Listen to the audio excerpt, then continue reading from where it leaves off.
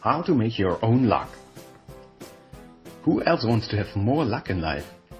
In this video, I show you how you can bend the odds and get more of it. It's got to do with Colombian magic spells, horseshoes in the right size, and Yellow Frog's eyes. Well, or maybe not. About Harrison Ford. In the early 60s, Harrison Ford moved to Hollywood to become an actor. He lived in unfavorable conditions, a word I prefer over bad luck, and he got many fruitless casting calls.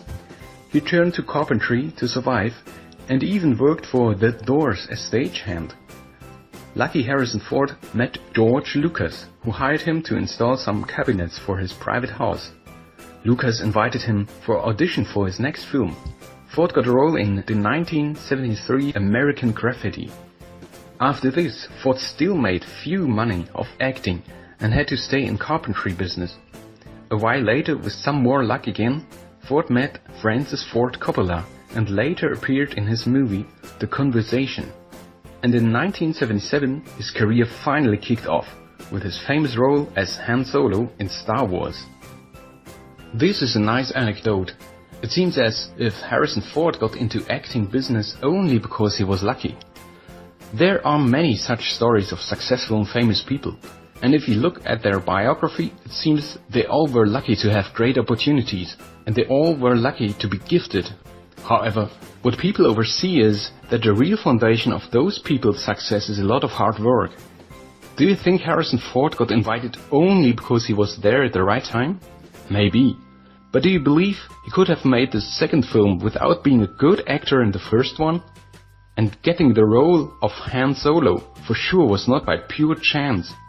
Harrison Ford may have occurred at the right time at some times in his career. His hard practice of acting the years before actually laid the foundation for this. Without laying the exceptional groundwork, all the occasions he got by chance would not have meant anything. Ford broadcasted his voice on the radio station of his high school. He was also a sportscaster in his senior year, and he took drama class at his senior year. So there are typical constant thoughts that we have, that other people are so lucky. And we think, I'm just screwing up. But you have to be aware, this is just conceptual bias. We focus on success of others, or even we only see their success. And contrarily, when we're looking at ourselves, we only see our own effort, and we focus on 99% of times when it did not work, when we were not lucky. There is no luck. There is no chance to truly bend the universe to our wishes. Not even celebrities and genius people can do this. It's mere coincidence. Others can't change the random occurrences of their experience. They are not the ones who throw the dice and trick mathematics. We cannot change random chance. On average, over a long period of time, we all have the same amount of strikes and fails. So to make our own luck, we can do two things. First, prepare. We have to do thorough groundwork, like Harrison Ford did. That means we have to practice. Put in effort into yourself or the thing that you want to build, for example a business or a relationship. And second, we have to increase the number of opportunities we get, simply by taking more action and evaluating if we should stick to a plan or change the directions. We can build and make our own luck. Another thing that you have to do is to evaluate. You have to measure independently and don't lie to yourself. Don't fall into wishful thinking. One of the best examples I know of this is when you are looking for a spouse and you search for very, very long. Your desire to find someone is really huge.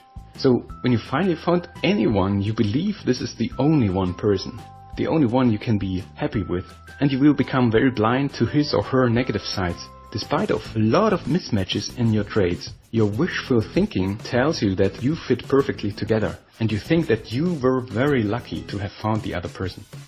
Also, on the other hand, you have to realize when luck strikes you. You have to believe that you merit luck. You are worth it. What's very typical is that many parents and teachers tell the children that they are incapable, that they are worthless and ugly. The problem is, if you do it once, then it's okay, but if you do it over and over again, you really start to believe it. You can't change this. But then, when finally faced with success or an opportunity, we tend to be very shy, too shy to grab the luck, or we're just afraid of success. There's an intriguing story about Grigory Perelman, a Russian mathematician. It's about the Poincaré conjecture, which had been proposed in 1904 by Henri Poincaré. So, simply put, it's a very hard mathematical problem. And after many mathematicians got stuck in solving it, there was put a prize of $1 million to the one who solves the problem. Finally, in 2002, Grigori Perelman, a genius, solved this problem. It needed a committee of 3 experts, I think, which took some days' time to understand and confirm the proof of Perelman. So finally, Perelman was offered $1 million of the prize. And later, he was offered several professorships at prestigious universities and also the Fields Medal for outstanding work in mathematics. But what happened? Perelman declined all of it. The financial freedom he could have had, the fame and the prestige. One possible explanation for this is that he had Asperger's syndrome. However, another part of the explanation is that he has total aversion to socializing, and especially if it is going to result in public attention towards him. Putting a long story short, Grigori Perelman was not prepared for success. He could not and he did not want to handle it. And what does it mean for you? You have to prepare for success, and you have to accept it when it comes. And it can happen to everyone. You have to believe in this. Another way to build your luck is to change directions and to know when and how to do it. If you have a plan A and it does not work, you have to choose plan B. Be aware that the alphabet has over 20 more letters to be a plan. So let go of plan A. No mourning for the great idea you had. There's a typical feeling that you may know. If not, better get aware of it, because it will make you stick to failing plan and never become successful. Because there was a valuable time and effort you put into plan A. For sentimentality or whatever it is, you have a very hard time to leave this sinking ship. Many people rather stick to a failing or bad working plan just because it felt so logical in the first place, and so much emotion is stick to it. This is also a sign of the fear, if at all you could find an alternative plan. This also is the avoidance of stress when admitting that plan A just sucks. So, like admitting that you just suck, but it's not you, it's just the idea. It's hard to throw it overboard. I know that because I've been there several times before. But imagine yourself in your own deathbed. This is actually a great motivation technique. What do you think? Will you wish to have stick to a failing plan for your entire life? Or will you rather wish to have taken the risk and effort to get things right eventually and become successful? You have to get aware, there are always new ways to your goals. You won't run out of ideas. Ideas and solutions may come to you when you least expect them. But when you don't watch out for them, because you cling to old ideas, you are sure to miss them. Another great story is about Cyndi Lauper. She's known for her famous pop song, Girls Just Wanna Have Fun. After some success as a singer, she had to file for bankruptcy in 1981 because her record contract with Blue Angel Music failed. She had to work in retail to make a living. However, she did not throw in the towel and kept following the singing career. She just repeated throwing dice or coins to get lucky eventually. Finally, success proved her right. She came back with 2 big albums named She's So Unusual and True Colors. So I want to convince you of this. Lucky people have different mindsets and behavior. You are lucky as well. You can learn and train these behavior and mindsets to make your own luck. Another important trait to become lucky is to be social, to socialize. That means you have to get in contact with many people, especially people who are new to you. Unlucky people always talk to the ones they know, that are often similar to themselves. So don't only stick to your old pals and environment. In worst case, this is the same as clinging to plan A that does not work for years. Listen to what other people do.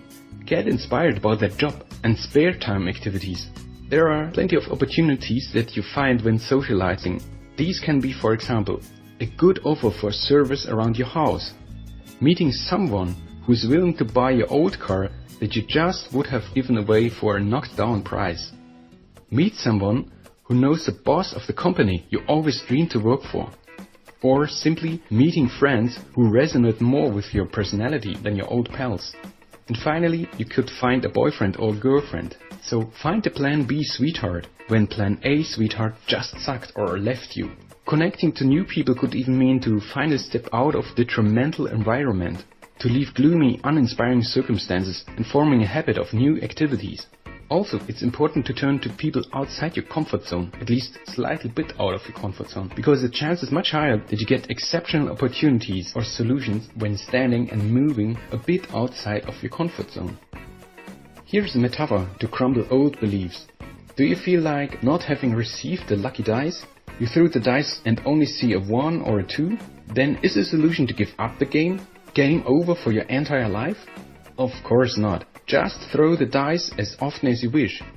Mathematics tells us the more often we throw the dice, the higher are the chances to get a 6. Plain simple. Don't throw in the towel, throw the dice instead.